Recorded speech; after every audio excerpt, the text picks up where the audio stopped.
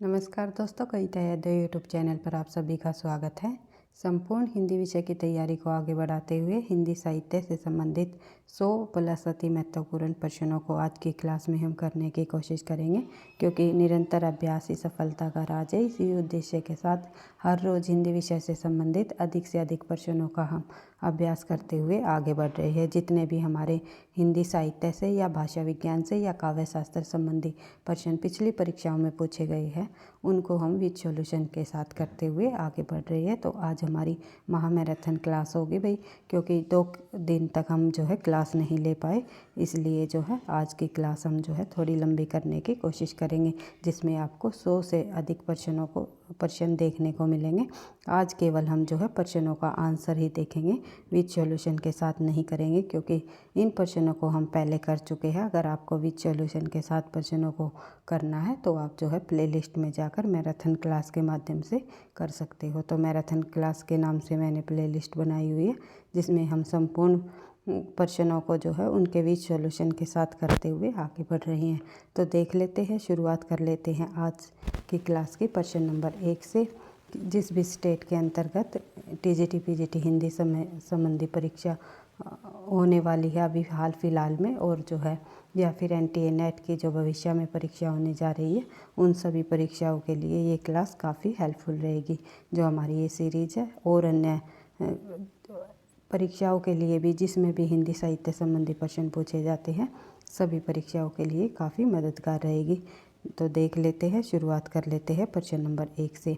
हिंदी में ऋतु संहार के रचयिता कौन है? ऋतु संहार ग्रंथ यानी कि ऋतु संहार जो रचना लिखी गई है हिंदी में, ये आपको ध्यान रखना है। संस्कृत भाषा में लिखी गई, संस्कृत भाषा में ऋतु संहार की रचना कालिदास जी है, लेकिन हिंदी में जो है श्रीधर पाठक ने लिखी है, ये आपको ध्यान रखना है। और श्रीधर पाठक जी खड़ी बोली के प्रथम स्वच्छंदतावादी कवि भी माने जाते हैं, और उन्होंने गुणवंत हेमंत जो है श्रीधर पाठक जी की पहली खड़ी बोली की रचना है। तो देख लेते हैं, आगे बढ़ते हैं।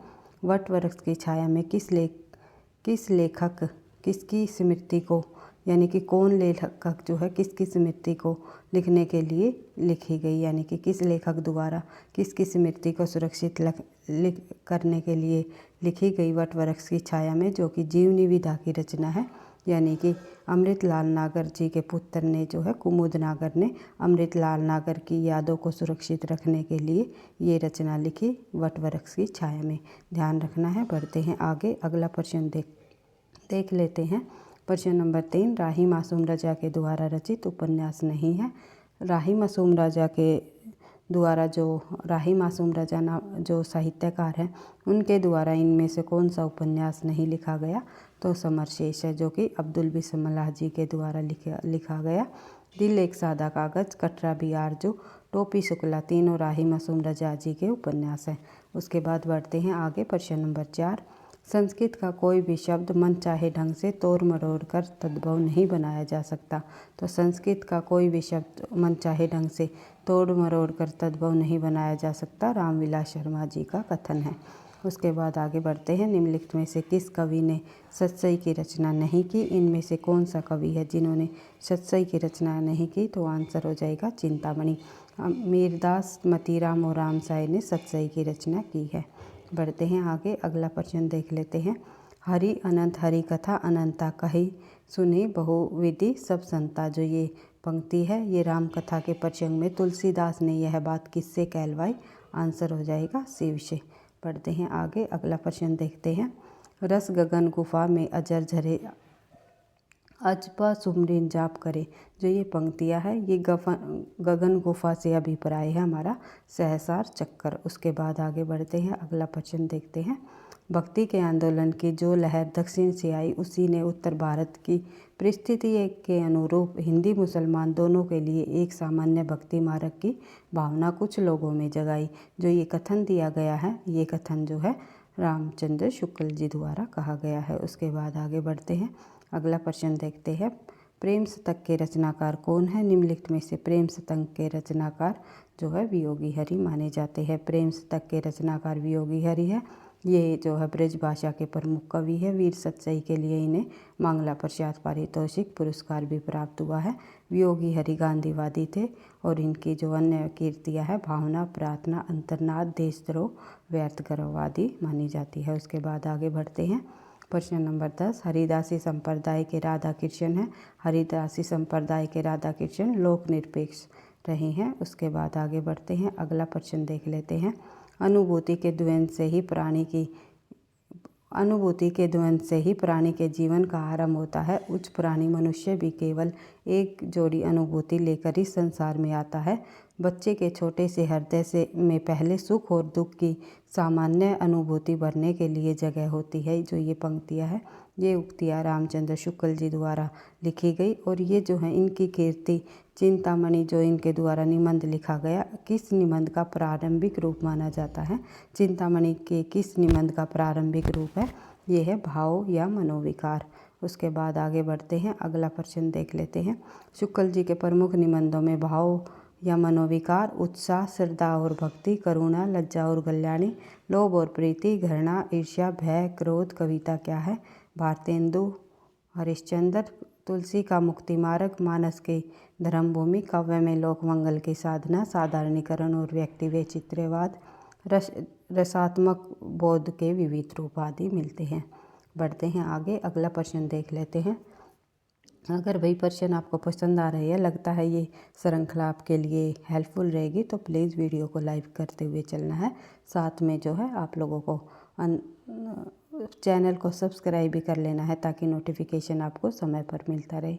और अंत में आप लोगों को कमेंट बॉक्स में कमेंट करके भी बताना है। अगर इसी प्रकार से हम संपूर्ण हिंदी साहित्य से संबंधित व्याख्या सहित प्रश्नों की इस श्रृंखला को आगे बढ़ाएं या फिर जो है और अन्य टॉपिकों पर हम जो है क्लास लेकर आए, किस प्रकार से मुझे क्लास लेनी चाहिए, ये आप अपने सजेशन से जो है कमेंट बॉक्स में बता सकते हो, अपना सजेशन दे सकते हो। मैं अवश्य ही आप लोगों के द्वारा कहे गए कमेंट बॉक्स में सजेशन के अनुसार ही जो है अगली क्लास लेकर के लाने की पूरी कोशिश करने की कोशिश करूँगी भाई। तो देख लेते हैं आगे।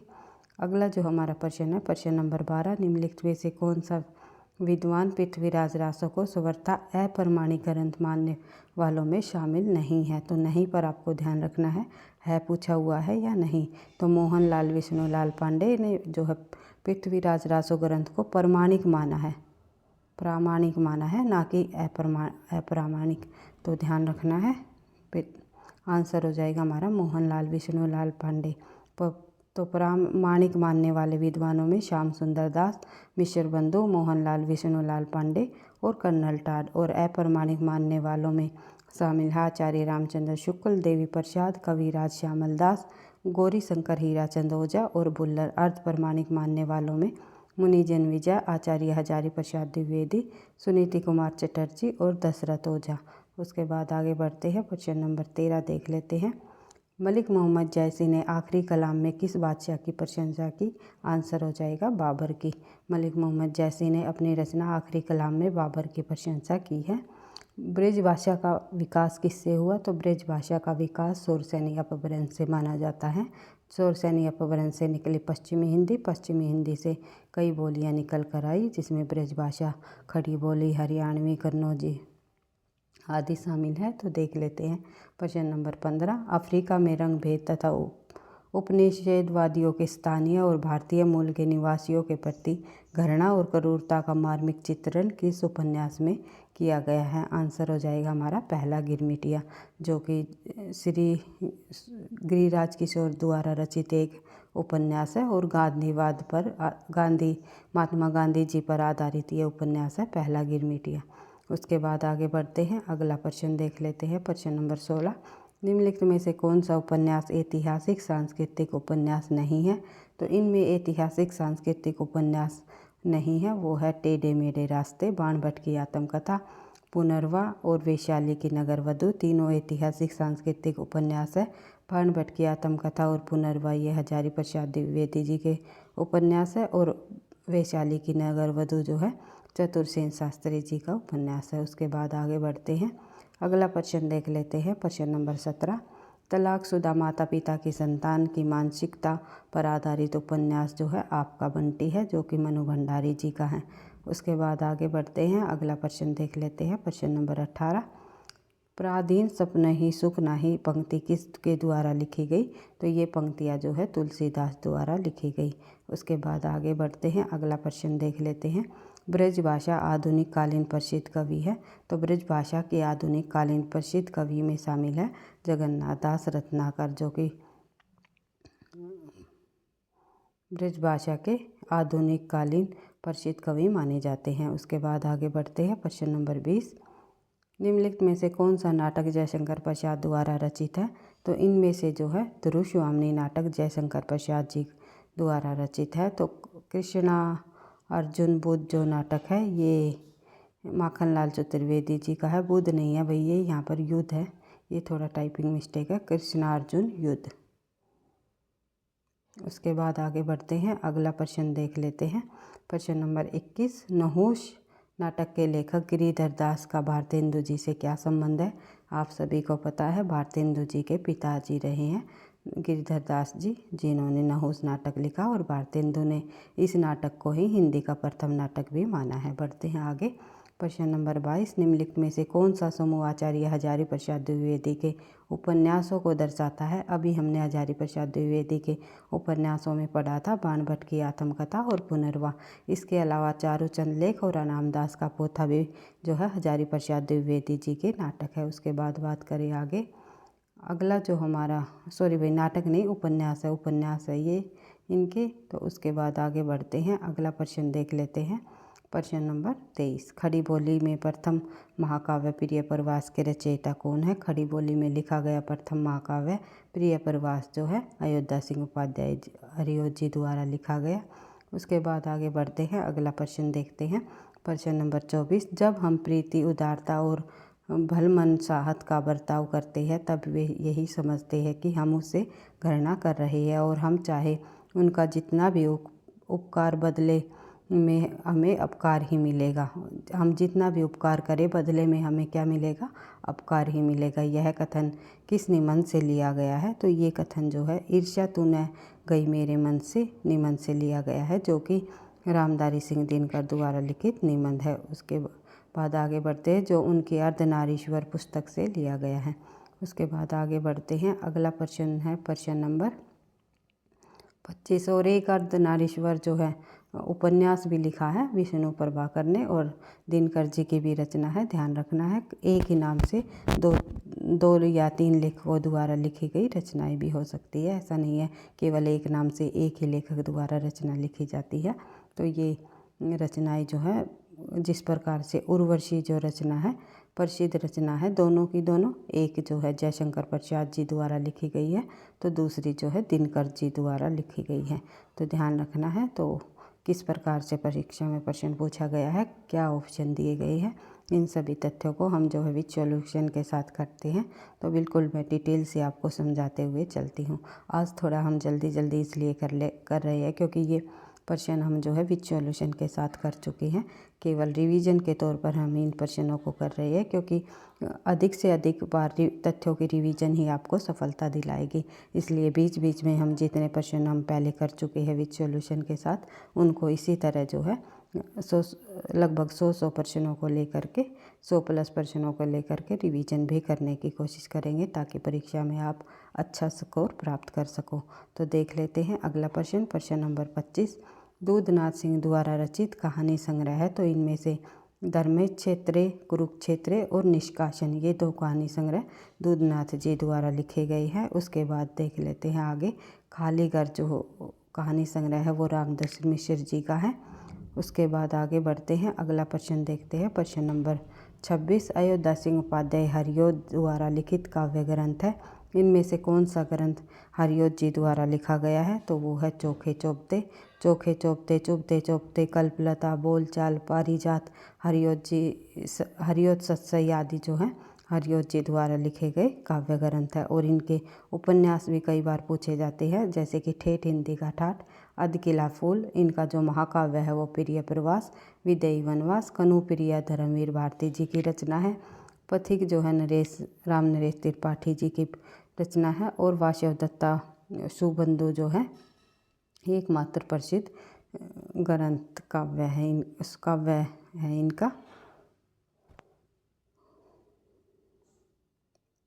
उसके बाद आगे बढ़ते हैं, अगला प्रश्न देख लेते हैं। सुबंधु जो है ये एक भारतीय बाणभट्ट से पूर्व के जो लेखक रहे हैं, जो कि संस्कृत के विद्वान हैं। पढ़ते हैं आगे, अगला प्रश्न देख लेते हैं।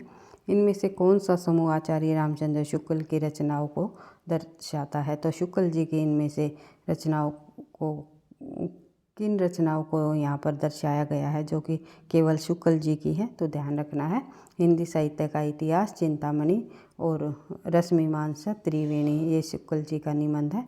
तो ये रचनाएं सभी शुक्ल जी की है। 1929 ईस्वी में जो है इस हिंदी साहित्य के इतिहास का प्रकाशन हुआ। उसके बाद आगे बढ़ते हैं, चिंतामणि जो है 1939 में, रश्मिमांसा 1949 में, गोस्वामी तुलसीदास 1923, जायसी ग्रंथावली 1924, काव्य में रहस्यवाद 1929 और जो है चिंतामणि 1939 को, चिंतामणि को 4 भागों में बांटा गया। तो ये सभी निबंध जो है रचनाएं इनकी शुक्ल जी की है, ध्यान रखनी है। उसके बाद आगे बढ़ते हैं, प्रश्न नंबर 28, निम्नलिखित में से कौन सी रचना महादेवी वर्मा की नहीं है? इनमें से आंगन के पार द्वार जो रचना है अज्ञे जी की है, ये जो है महादेवी वर्मा जी की नहीं है। तो ध्यान रखना है, यामा काव्य इनका काव्य संग्रह है यामा, जिस पर इन्हें ज्ञानपीठ पुरस्कार भी प्राप्त हो चुका है। दीपशिखा भी महादेवी वर्मा की रचना है और नीरजा भी महादेवी वर्मा की रचना है। जो बात करते हैं आगे, अगले जो प्रश्न हमारा प्रश्न नंबर 29 देख लेते हैं। हिंदी में गीति नाट्य परंपरा की प्रथम रचना वह उनके रचनाकार कौन है? तो हिंदी में गीति नाट्य परंपरा की प्रथम रचना मानी जाती है करुणालय, जिसके रचनाकार हैं जयशंकर प्रसाद जी। उसके बाद आगे बढ़ते हैं, अगला प्रश्न देख लेते हैं, प्रश्न नंबर 30, बादल राग कविता के रचयिता कौन है? बादल राग जो कविता है ये निराला जी की प्रसिद्ध कविता है, जो कि प्रगतिवादी कविता रही है ये। उसके बाद आगे बढ़ते हैं, अनामिका काव्य किसके द्वारा रचित है? ये अनामिका जो रचना है ये भी जो है इनका निराला जी का एक काव्य संग्रह है, जो कि 1923 में इसका प्रकाशन हुआ। उसके आगे बढ़ते हैं, अगला जो हमारा प्रश्न है प्रश्न नंबर 32 प्रिय स्वतंत्र रव अमृत मंत्र नव पंक्ति के कविता का वह संबंध किससे है, यानी कि ये कविता किस लेखक द्वारा लिखी गई? तो ये जो कविता है ये भी जो है निराला जी की कविता है, ध्यान रखना है। आगे बढ़ते हैं, अगला प्रश्न देखते हैं, छायावाद की पहली रचना मानी जाती है? छायावाद की पहली रचना मानी जाती है झरना, जिसका प्रकाशन वर्ष 1918 है। 18 से ही जो है छायावाद की शुरुआत मानी जाती है। उसके बाद आगे बढ़ते हैं, अगला प्रश्न है प्रश्न नंबर 35, भारतीय नारी की समस्याओं को आधार बनाकर में महादेवी वर्मा है भैया, महादेवी वर्मा ने कौन सा ग्रंथ लिखा? तो महादेवी वर्मा जी द्वारा जो भारतीय नारी की समस्याओं को आधार बनाकर ग्रंथ लिखा गया, निबंध लिखा गया, तो वो है हमारा श्रृंखला की कड़ियाँ। उसके बाद आगे बढ़ते हैं, जिसका प्रकाशन 1942 में हुआ। और महादेवी वर्मा जी की जितनी भी रचनाएं हैं जो कि रेखा चित्र हो या संस्मरण हो या निबंध हो, सभी रचनाएं अपने आप में जो है इम्पोर्टेंट है।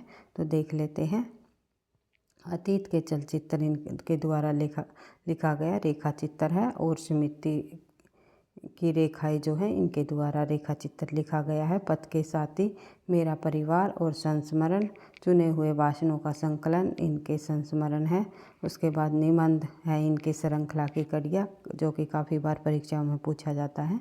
ये थोड़ा टाइपिंग मिस्टेक है भाई। श्रृंखला की कड़ियाँ, विवेचनात्मक गद्य की विवेचनात्मक गद्य और साहित्यकार की आस्था तथा अन्य निबंध, ये सभी जो है महादेवी वर्मा जी के निबंध हैं। उसका इनके जो ललित निबंध का नाम है वो है क्षणदा, 1956 ईस्वी। कहानी है इनकी गिल्लू। संस्मरण रेखा चित्र निबंध संग्रह जो रहा है इनका हिमालय। बढ़ते हैं आगे, अगला प्रश्न हमारा प्रश्न नंबर 35, सबसे बड़ा सिपाहिया के रचनाकार कौन है? सबसे बड़ा सिपाहिया नामक रचना लिखी है वीरेंद्र जैन ने। वीरेंद्र जैन की जो अन्य रचनाएं हैं उनमें शामिल है लक्ष्मी, कमल और हाथी, क्या फेंकूं क्या जोड़ रखूं, नहीं कभी नहीं, तमशो तमसोमा ज्योतिर्गमय और शाप मुक्ति, बीच के 12 बरस, ये नई रचनाएं है, ध्यान रखनी है, परीक्षा में पूछी जा सकती है। बढ़ते हैं आगे। अगला प्रश्न है प्रश्न नंबर 36। स्त्री विमर्श का उद्देश्य। स्त्री विमर्श का उद्देश्य रहा है स्त्री अस्मिता की खोज। उसके बाद आगे बढ़ते हैं। अगला प्रश्न देख लेते हैं। चांद का मुँह टेढ़ा के रचयिता कौन है? तो चांद का मुँह टेढ़ा नामक जो रचना है वो मुक्तिबोध की है। और स्त्री विमर्श पर भी वही काफ़ी बार प्रश्न पूछे जाते हैं। एक प्रश्न तो अवश्य ही पूछा जाता है, ध्यान रखना है। जो स्त्री विमर्श की जो महत्वपूर्ण रचनाएं है ये बार बार परीक्षाओं में पूछी जाती रही है, जैसे कि उपनिवेश में स्त्री, प्रभा खैतान की हम सभ्य औरतें, मनीषा की औरत के लिए औरत, नासिर राज शर्मा जी की खुली खिड़कियाँ जो है मैत्री पुष्पा जी की, ये नई रचनाएं हैं। काफ़ी संभावना है परीक्षा में पूछे जाने की और पिछली परीक्षाओं में भी पूछी जा चुकी हैं। उसके बाद आगे बढ़ते हैं। अगला प्रश्न हमारा चांद का मुँह टेढ़ा रचयिता कौन है? ये मुक्तिबोध जी है। चांद का मुँह टेढ़ा रचना काफ़ी बार परीक्षाओं में पूछी जाती है। उसके बाद देख लेते हैं अगला प्रश्न। अज्ञे की जो असाध्य वीणा है किस प्रकार की कीर्ति है? तो अज्ञे की असाध्य वीणा एक जो है परलम काव्य तथा लंबी कविता मानी जाती है। और जापान पर आधारित ये कविता रही है, जापानी कथा पर आधारित कविता मानी जाती है ये। उसके बाद आगे बढ़ते हैं। अगला जो हमारा प्रश्न है प्रश्न नंबर 39। सन 1954 में प्रकाशित नई कविता पत्रिका के संपादक कौन है? तो 1954 में प्रकाशित नई कविता पत्रिका के संपादक जगदीश गुप्त माने जाते हैं। अज्ञे जी की पत्रिका वो है प्रतीक, और धर्मवीर भारती जी द्वारा संपादित की गई धर्मयुग, और श्री नरेश मेहता जी की जो पत्रिका है वो है कीर्ति। उसके बाद आगे बढ़ते हैं। अगला प्रश्न है केदारनाथ सिंह किस सप्तक में संकलित कवि है? तो प्रयोगवाद के अंतर्गत 4 सप्तकों में केदारनाथ सिंह का नाम तीसरे सप्तक के अंतर्गत आता है, ध्यान रखना है। उसके बाद बात कर रहे हैं आगे। अगला जो प्रश्न है प्रश्न नंबर 41। अज्ञे का पूरा नाम बताइए? तो आप सभी को पता है सच्चिदानंद हीरानंद वात्स्यायन अज्ञे। उसके बाद आगे बढ़ते हैं। अगला प्रश्न देख लेते हैं। उत्तर कबीर पर व्यास सम्मान प्राप्त करने वाले रचनाकार कौन है? उत्तर कबीर यानी कि उत्तर कबीर रचना पर व्यास सम्मान किस रचनाकार को दिया गया है? तो आंसर हो जाएगा केदारनाथ सिंह को। उसके बाद आगे बढ़ते हैं। अगला प्रश्न देखते हैं। डॉक्टर संपूर्णानंद की रचना का नाम बताइए? तो इनमें से डॉक्टर संपूर्णानंद द्वारा लिखी गई जो रचना है वो है भाषा की शक्ति। उसके बाद आगे बढ़ते हैं। शहर में कोई किसी की जाति नहीं पूछता, शहर के लोगों की जाति का क्या ठिकाना, लेकिन गांव में तो बिना जाति के आपका पानी नहीं चल सकता। जो ये कथन है ये किस रचना से लिया गया है? तो ये कथन फणीश्वर नाथ रेणु जी द्वारा लिखा गया हिंदी का प्रथम आंचलिक उपन्यास माना जाने वाला मैला आंचल से लिया गया है, जिसका प्रकाशन 1954 में हुआ। उसके बाद बात करें आगे। अगला प्रश्न है प्रश्न नंबर 45। विष्णुकांत शास्त्री की प्रसिद्ध काव्य कीर्ति कौन सी है? तो विष्णुकांत शास्त्री की प्रसिद्ध काव्य कीर्ति इनमें से जो है मानी जाती है कुछ चंदन की, कुछ कपूर की। तो ध्यान रखना है। पूजा की पोथी है भैया। पूजा की पोथी जो रचना है वो है पूर्ण चंद्र जोशी की। सुप्रभा रचना है श्री प्रकाश मिश्र जी की। दोपहरिया के फूल जो है जयशंकर प्रसाद जी की रचना है। उसके बाद बात करें आगे। अगला प्रश्न हमारा प्रश्न नंबर 46। वियोगी हरि का वास्तविक नाम क्या है? तो वियोगी हरि का वास्तविक नाम इनमें से हरि प्रसाद माना जाता है। हरि प्रसाद वियोगी हरि जी का वास्तविक नाम है। वियोगी हरि की रचनाएं काफ़ी बार परीक्षाओं में पूछी जाती है, जैसे कि प्रेम शतक, प्रेमांजलि, वीणा, प्रेम पथिक, और जो है अगर केवल पथिक पूछ लिया जाए तो राम नरेश त्रिपाठी जी की है। नरेश त्रिपाठी जी की, ये ध्यान रखना है। राम नरेश त्रिपाठी की पथिक है, लेकिन प्रेम पथिक पूछ लिया जाए तो ये रचना जो है वियोगी हरि की है, ये भी ध्यान रखना है। उसके बाद आपको बढ़ते हैं आगे। वीर सतसई जो वियोगी हरि जी की काफ़ी बार परीक्षाओं में पूछी जाने वाली रचना है, और इनकी आत्मकथा भी काफ़ी बार पूछी जाती हैं। मेरा जीवन परवाह जो कि वियोगी हरि जी द्वारा लिखी गई है। उसके बाद आगे बढ़ते हैं। निम्नलिखित में से कौन सा नाटक जयशंकर प्रसाद जी का नहीं है? इनमें कौन सा नाटक जयशंकर प्रसाद नहीं है? तो आंसर हो जाएगा करबला। करबला, प्रेम की वेदी और जो है एक नाटक है संग्राम। ये 3 नाटक प्रेमचंद जी द्वारा लिखे गए। स्कंदगुप्त, चंद्रगुप्त गोस्वामी, ये जयशंकर प्रसाद जी के नाटक है। उसके बाद बात करें आगे, अगला प्रश्न है हरिबिंदी किस साहित्यकार की कहानी है? तो हरिबिंदी नाम से जो कहानी लिखी उसके रचनाकार हैं मुर्तला गर्ग जी। मुर्तला गर्ग द्वारा कहानी दाम्पत्य जीवन, हरिबिंदी जो है दाम्पत्य जीवन की एक रास्ता में उभी हुई युवती की मनोदशा का चित्रण इसमें इन्होंने दर्शाया है। और अन्य रचनाएं भी आप देख सकते हो यहाँ पर, मैत्री पुष्पा की और उषा प्रियवंदा जी की जो ये कहानी संग्रह है, इनको आप देख सकते हो क्योंकि ये बार बार परीक्षाओं में पूछे जाते हैं। मनु भंडारी जी की भी रचनाएं काफ़ी प्रसिद्ध रही है, काफ़ी बार परीक्षाओं में पूछी जाती है। एक प्लेट सैलाब, मैं हार गई, 3 निगाहों की एक तस्वीर, यही सच है, सभी रचनाएं जो है मनु भंडारी जी की परीक्षाओं में पूछी जाती हैं। साथ ही जो है उषा प्रियवंदा, मैत्री पुष्पा और मुर्तला गर्ग, इन सभी महिला लेखिकाओं की रचनाओं को आपको बार बार रिवाइज करते हुए चलना है क्योंकि यहाँ से कम 2-3 प्रश्न अवश्य पूछे जाते हैं महिला लेखिकाओं से संबंधित। उसके बाद देख लेते हैं प्रश्न नंबर 49, शेष कादम्बरी उपन्यास की लेखिका कौन है? शेष कादम्बरी जो उपन्यास है ये लिखा है निम्नलिखित में से अलका शारवागी जी ने। तो अलका शारवागी जी द्वारा लिखा गया शेष कादम्बरी उपन्यास, और मुर्तला गर्ग ने लिखा चितकोबरा, कठगुलाब। उषा प्रियवंदा जी के द्वारा लिखे गए 55 खंबे लाल दुआरे, रुकेगी नहीं राधिका, शेष यात्रा और जो है अंतर्वेशी। मनु भंडारी जी द्वारा लिखे गए आपका बंटी, महाभोज, 1 इंच मुस्कान। उसके बाद जो है अलका शारवागी जी द्वारा लिखी गई जो उपन्यास है वे है कली कथा वाया बाईपास, और जो है शेष कादम्बरी, कोई बात नहीं, एक ब्रेक के बाद, आदि जो है अलका शारवा जी के द्वारा लिखे गए उपन्यास हैं। उसके बाद आगे बढ़ते हैं प्रश्न नंबर 50, आनंद कादम्बरी का संपादक किसने किया? आनंद कादम्बरी पत्रिका का संपादन किया है बद्रीनाथ चौधरी जी, प्रेमगंज जी ने। तो और अन्य पत्रिकाओं का जो लेखक यहाँ पर दिए गए हैं जैसे कि बालकृष्ण भट्ट, भारत हिंदू, प्रताप नारायण मिश्र, इन्होंने भी किसी न किसी पत्रिका का संपादन किया है, तो ध्यान रखना है। उसके बाद आगे बढ़ते हैं।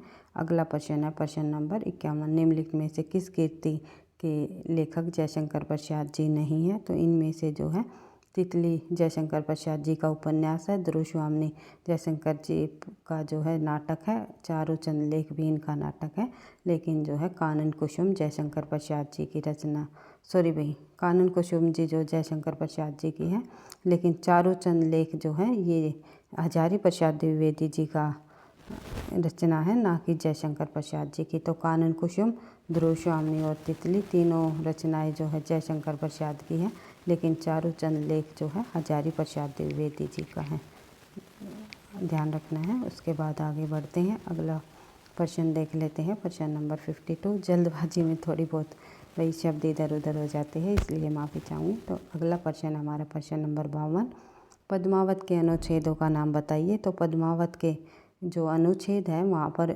उनमें को क्या कहा जाता है? पद्मावत में खंड, पद्मावत के अनुच्छेदों को खंड कहा जाता है। और पद्मावत जो है जयश्री जी का महाकाव्य है और इसमें 12 सर्ग है। उसके बाद आगे बढ़ते हैं। अगला जो प्रश्न देख लेते हैं प्रश्न नंबर 53, इनमें से कौन सा द्विवेदी युग का कवि नहीं है? आंसर हो जाएगा हमारा सोहनलाल द्विवेदी, क्योंकि ये राष्ट्रीय काव्यधारा के कवि हैं। अयोध्या सिंह उपाध्याय हरिऔध, रामनरेश त्रिपाठी और मैथिली शरण गुप्त, तीनों कवि जो है द्विवेदी युग के कवि हैं।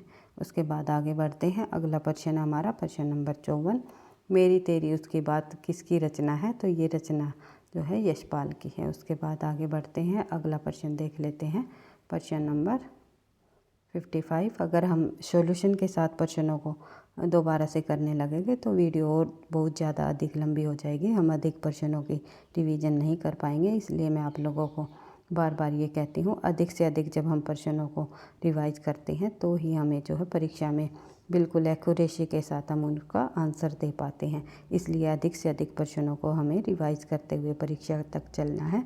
विद सॉल्यूशन के साथ हमारी जो सीरीज है वो इसी प्रकार से चलती रहेगी। एक बार जो है एग्ज़ाम के पास DSSB का जब एग्ज़ाम होगा तो विद सॉल्यूशन के साथ हम सभी प्रश्नों को दोबारा से रिवीजन करने की कोशिश करेंगे कि बीच बीच में हम जो है प्रश्नों को जो है उनके आंसर को देखते हुए रिवाइज कर लेंगे, क्योंकि नए प्रश्नों को पढ़ने की बजाय जो है आप जितने अधिक पिछले तथ्यों को पढ़े हुए तथ्यों के रिवीजन करते हुए चलोगे तो ही आपको जो है परीक्षा में अच्छा स्कोर प्राप्त होगा, ऐसा मेरा मानना है, मेरा अनुभव है। तो देख लेते हैं प्रश्न नंबर 55। अगर आप जो है हमारी सीरीज़ के साथ जुड़ना चाहते हो तो चैनल को सब्सक्राइब कर लेना, क्योंकि हर रोज़ हिंदी विषय से संबंधित महत्वपूर्ण तथ्यों को लेकर के हम इसी प्रकार से क्लास को लेकर के आते रहेंगे परीक्षा तक। तो देख लेते हैं आगे प्रश्न नंबर 55।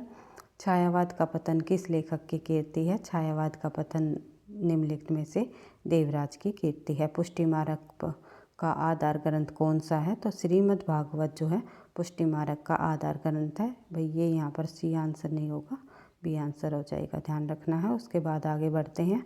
अगला प्रश्न है प्रश्न नंबर 57। हिंदी साहित्य के आदिकाल का अभिनव जयदेव किसे कहा जाता है? तो विद्यापति को हिंदी साहित्य के आदिकाल का अभिनव जयदेव के नाम से जाना जाता है, और अन्य नाम से भी जाने जाते हैं, जैसे कि विद्यापति के कवि कंठाभरण नाम से भी जाना जाता है, विद्यापति को कवि शेखर नाम से भी जाना जाता है, नव कवि शेखर, खेलन कवि, दशावधान का कवि, पंचानन का कवि, और जो है मैथिल कोकिल के कवि रंजन आदि नामों से विद्यापति जी को जाना जाता है। उसके बाद बढ़ते हैं आगे। अगला प्रश्न देख लेते हैं। हेम की टिप्पणी किसकी रचना है? तो माखनलाल चतुर्वेदी जी की रचना है हेम की टिप्पणी, तो ध्यान रखना है।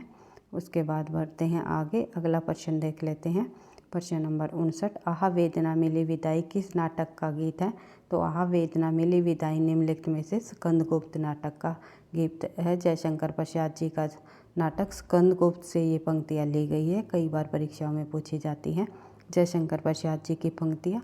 तो आह वेदना मिली विदाई स्कंदगुप्त नाटक से ली गई है।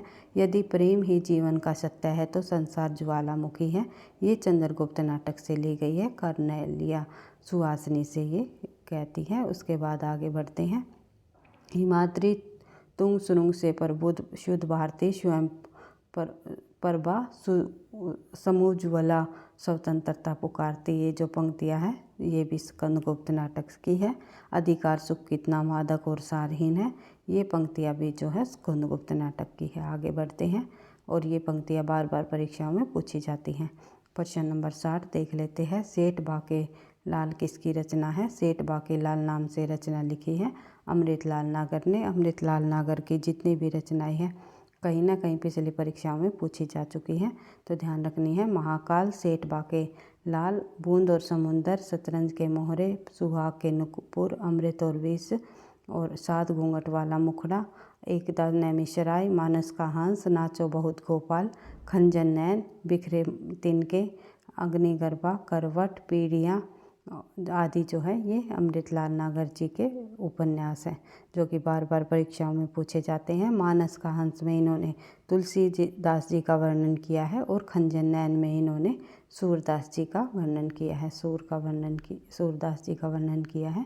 उसके अलावा यशपाल जी के उपन्यास, और जो पांडे बच्चन शर्मा जी के उपन्यास, भगवती चरण वर्मा जी के उपन्यास, सभी लेखकों के जो बार बार परीक्षाओं में पूछे जाने वाले उपन्यास हैं उनको हम जो है बार बार रिवाइज करते हुए चल रहे हैं। तो देख लेते हैं अगला प्रश्न है प्रश्न नंबर 61।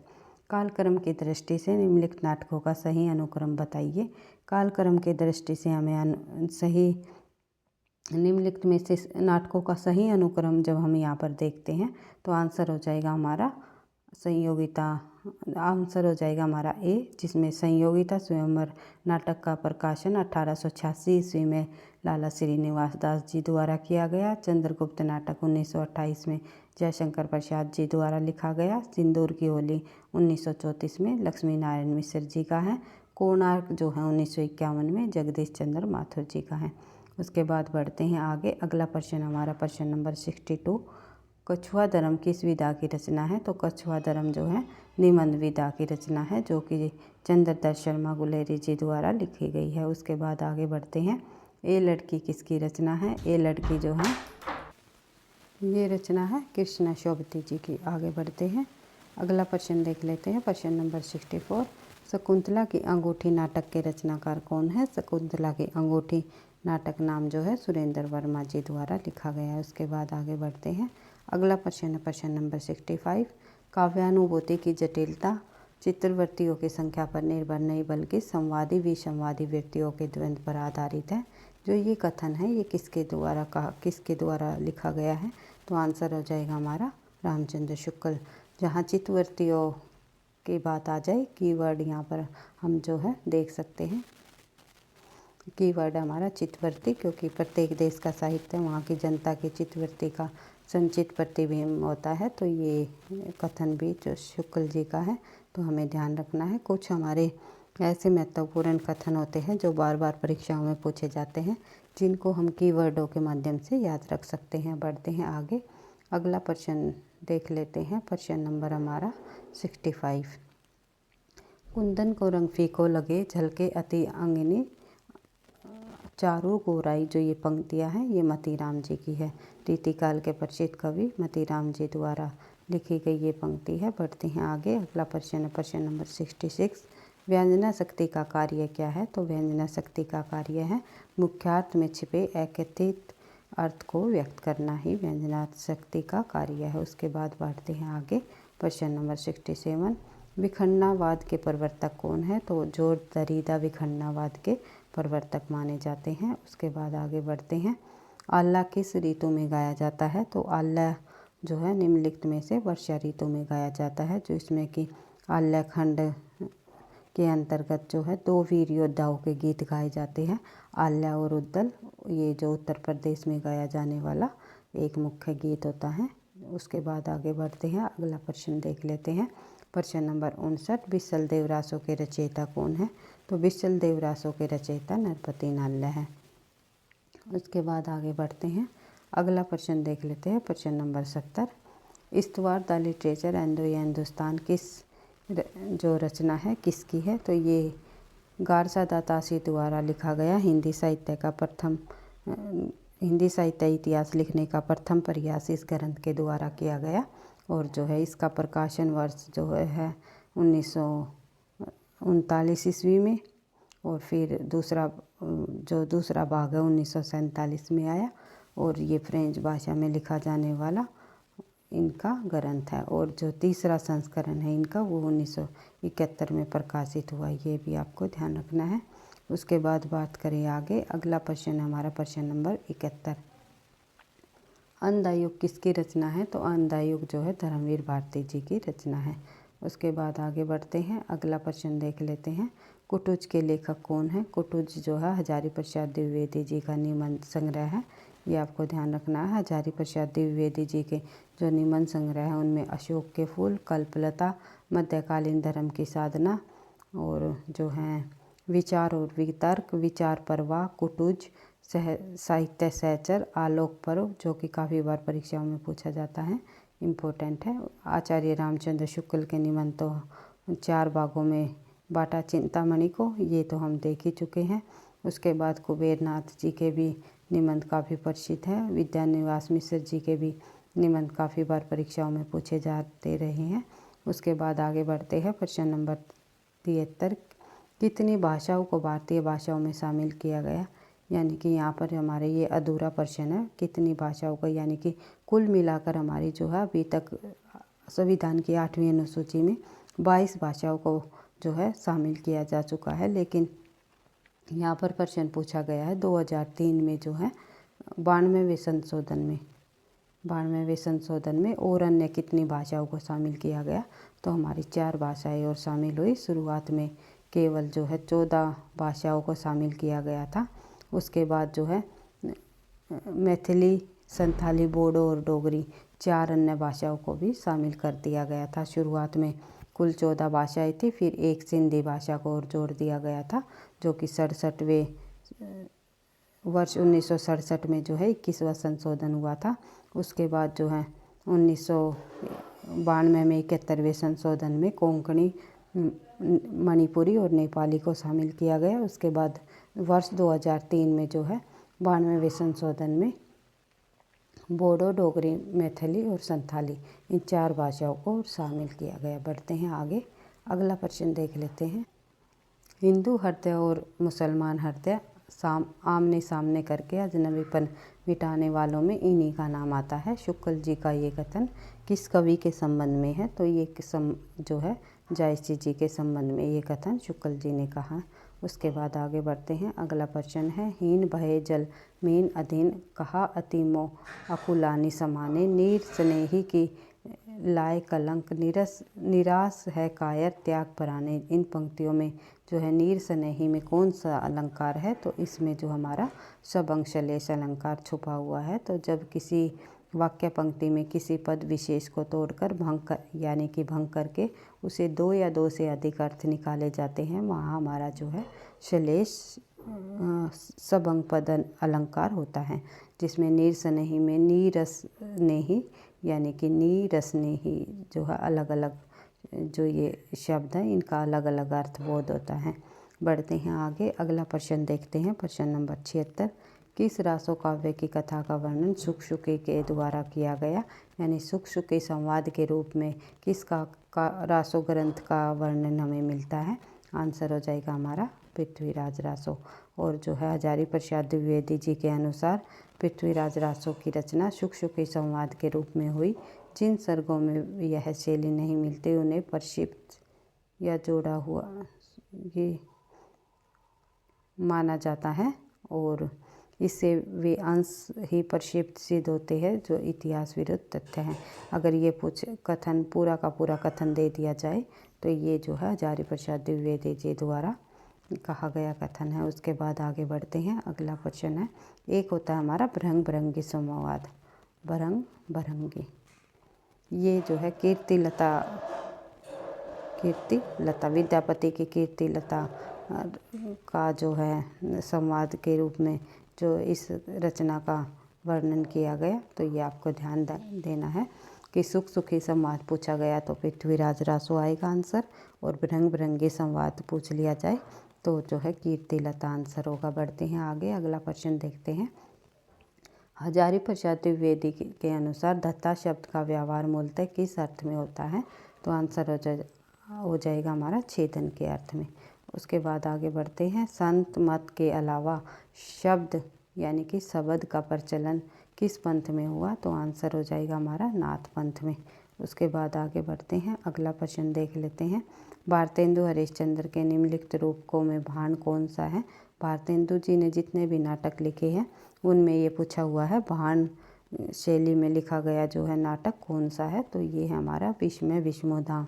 भाण मतलब एक ही पात्र इस नाटक में हमें देखने को मिलता है। उसके बाद आगे बढ़ते हैं, अगला प्रश्न हमारा प्रश्न नंबर 80 देख लेते हैं। निम्नलिखित में से कौन से जो यहाँ पर नाटक दिए गए हैं 2 समांतर कथा प्रसंगों पर चलने वाला नाटक है शंकर शेष जी का? तो ध्यान रखना है, एक और द्रोणाचार्य। एक तरफ आधुनिकता का बोध इसमें हमें देखने को मिलता है, एक तरफ प्राचीनता कथा इसमें चलती हुई दिखाई देती है। बढ़ते हैं आगे, अगला प्रश्न हमारा प्रश्न नंबर 42।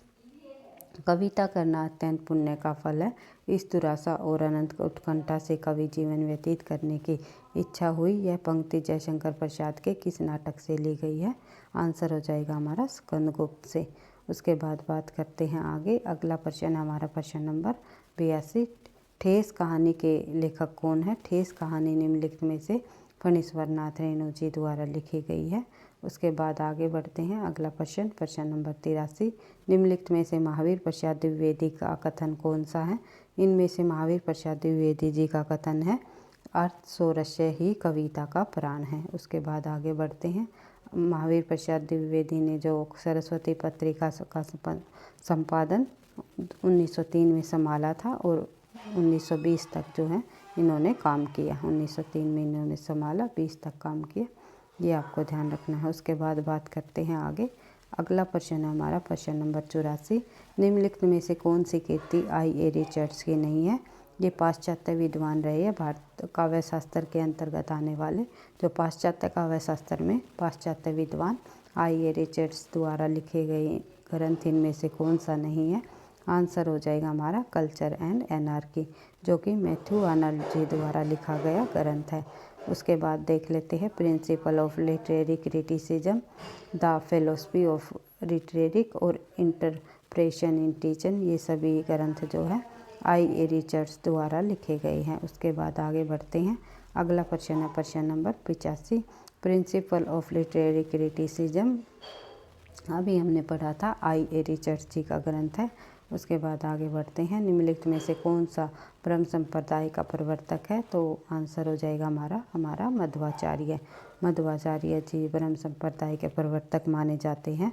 इनका जो दर्शन है द्वैतवाद कृष्ण भक्ति माना जाता है। शंकराचार्य ने सम्राट संप्रदाय यानी अद्वैतवाद का गठन किया। उसके बाद रामानुजाचार्य ने श्री संप्रदाय या विशिष्टाद्वैतवाद राम की भक्ति की। निम्बार्काचार्य जी सनकादि या द्वैतवाद संप्रदाय इन्होंने चलाया। और जो है वल्लभाचार्य ने रुद्र संप्रदाय अथवा जो है शुद्ध अद्वैतवाद और पुरुषोत्तम कृष्ण का प्रवर्तन इन्होंने किया। उसके बाद आगे बढ़ते हैं। अगला प्रश्न देखते हैं प्रश्न नंबर 87, कहा करो बेकुंठे जाए जहाँ नहीं नंद, जहाँ न यशोदा ना ही जहाँ गोपाल ने गाए। इन पंक्तियों के रचनाकार परमानंद दास जी है। उसके बाद आगे बढ़ते हैं। अगला प्रश्न देख लेते हैं। निम्नलिखित में से ज्ञानदीप का रचनाकार कौन है? ज्ञानदीप रचना के रचनाकार निम्नलिखित में से माने जाते हैं शेख नबी। शेख नबी जो है ज्ञानदीप के द्वारा लिखी गई ज्ञानदीप रचना जो है शेख नबी द्वारा लिखी गई। उसके बाद आगे बढ़ते हैं। जो कि 1619 इसका समय रहा। जहांगीर के समकालीन माने जाते हैं शेख नबी जी। उसके बाद आगे बढ़ते हैं। आचार्य रामचंद्र शुक्ल के अनुसार शेख नबी से प्रेम कथा प्रारंभ की समाप्ति माननी चाहिए, यानी कि सूफी परंपरा के अंतर्गत आने वाली प्रेम कथा परंपरा की जो समाप्ति है वो किस कवि से मानी है शुक्ल जी ने? तो पूछा जा सकता है तो शेख नबी से। आगे बढ़ते हैं। अगला प्रश्न देख लेते हैं। गगन होता नाही नाही होती होते चंद नाही सूर, ऐसे अंधकार महल रचा मोहम्मद नूर। इन पंक्तियों के रचनाकार जो है जायसी जी है। और किस ग्रंथ से ये पंक्तियाँ ली गई है? आंसर हो जाएगा आखिरी कलाम। आखिरी कलाम रचना में जो है बाबर की प्रशंसा करते हुए जायसी जी ने ये पंक्तियाँ लिखी है। उसके बाद आगे बढ़ते हैं। अगला प्रश्न देख लेते हैं प्रश्न नंबर 90, हिंदी रीति ग्रंथों की परंपरा चिंतामणि त्रिपाठी से चली, अतः रीतिकाल का प्रारंभ उन्हीं से मानना चाहिए। किस साहित्यकार द्वारा लिखा गया कथन है? जो ये कथन है ये निम्नलिखित में से रामचंद्र शुक्ल जी द्वारा लिखा गया है। रामचंद्र शुक्ल ने चिंतामणि को रीतिकाल का प्रवर्तक माना है। उसके बाद आगे बढ़ते हैं। प्रश्न नंबर 91, राम कथा में व्याप्त अति प्राकृत तत्वों के प्रति संशयग्रस्त होकर किस कवि ने ब्राह्मणी राम कथा की प्रतिक्रिया में नई राम कथा गढ़ ली है? तो ये जो इस प्रश्न का आंसर होगा हमारा पुष्यदंत। पुष्यदंत द्वारा जो है अपभ्रंश भाषा के महाकवि माने जाते हैं। इनकी 3 रचनाएं प्रकाश में आ चुकी हैं। महापुराण, जसहरचरित जो कि यशोधर चरित्र और नय कुमार चरित्र यानी कि नाग कुमार चरित्र से नाम से भी जानी जाती है। तो ध्यान रखना है इनकी रचना जो है महापुराण जो रचना है इसमें रचना में बताया गया है इन्होंने राम कथा में व्याप्त अति प्राकृत तत्वों के प्रति संशयग्रस्त होकर जो है ब्राह्मणी राम कथा की प्रतिक्रिया में एक नई राम कथा गढ़ ली है। उसके बाद आगे बढ़ते हैं। अगला प्रश्न देख लेते हैं। प्रकाशन वर्ष के अनुसार फणीश्वर नाथ रेणु ने उपन्यासों का सही अनुक्रम किस प्रकार से यहाँ पर रखा है? तो फणीश्वर नाथ रेणु के उपन्यासों का सही अनुक्रम हम देखें तो सबसे पहले आएगा मैला आंचल 1954 में लिखा गया। उसके बाद आगे बढ़ते हैं। प्रतिपरी कथा 1957, दीर्घ तपा 1964 और जुलूस 1965। आगे बढ़ते हैं। अगला प्रश्न देख लेते हैं। प्रकाशन वर्ष के अनुसार निम्नलिखित में से कहानी संग्रह का सही अनुक्रम हमें बताना है। तो आंसर हो जाएगा हमारा डी, फांसी, बिखरे मोती, सतमी के बच्चे, 2 माह के। तो एक बार देख लेते हैं। फांसी जो कहानी है जैनेन्द्र कुमार जी की है जो कि 1929 ईस्वी की है। और बिखरे मोती जो है सुभद्रा कुमार चौहान जी जो कि 1932 ईस्वी। सतमी के बच्चे राहुल सांसकर्तायन जी द्वारा लिखी गई 1935। दो बाके भगवती चरण द्वारा 1936 की रचना है। उसके बाद आगे बढ़ते हैं, अगला प्रश्न देख लेते हैं। जन्म काल के अनुसार निम्नलिखित में से किस कवियों का सही अनुक्रम है। जन्म काल के अनुसार जब हम कवियों का सही अनुक्रम यहाँ पर देखें तो सबसे पहले आएगा हमारा सियाराम शरण गुप्त जो कि 1895 ईस्वी में इनका जन्म हुआ, जो कि मैथिली शरण गुप्त जी के भाई माने जाते हैं। फिर है सोहन लाल द्विवेदी जी 1906 ईस्वी। श्यामल लाल पांडे 1907। रामधारी सिंह दिनकर 1908। दिनकर जी का जन्म कई बार परीक्षाओं में पूछा जाता है। उसके बाद आगे बढ़ते हैं, प्रश्न नंबर 95। निम्नलिखित दैनंदिनियों यानी कि डायरियों का सही अनुक्रम बताइए। तो निम्नलिखित में से जो है आंसर हो जाएगा हमारा सी, क्योंकि दैनंदिनी जो से लिखी गई जो डायरी है वो है राधाचरण गोस्वामी की 1885 ईस्वी। डायरी के कुछ पन्ने लिखे हैं घनश्याम बिड़ला ने 1940 में। मेरी कॉलेज डायरी जो है डॉक्टर धीरेन्द्र वर्मा जी द्वारा।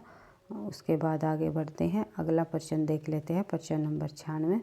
सूरज का सातवां घोड़ा किस लेखक द्वारा लिखी गई रचना है। तो सूरज का सातवां घोड़ा निम्नलिखित में से धर्मवीर भारती जी का उपन्यास है। उसके बाद आगे बढ़ते हैं, सूरज का सातवां घोड़ा गुनाहों का देवता धर्मवीर भारती जी की रचनाएं हैं। गुनाहों का देवता का प्रकाशन 1949 में हुआ और सूरज का सातवां घोड़ा 1952 में।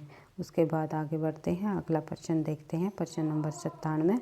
आवारा मसीहा औपन्यासिक जीवनी किसके द्वारा लिखी, किसके जीवन पर आधारित जो है ये रचना है आवारा मसीहा।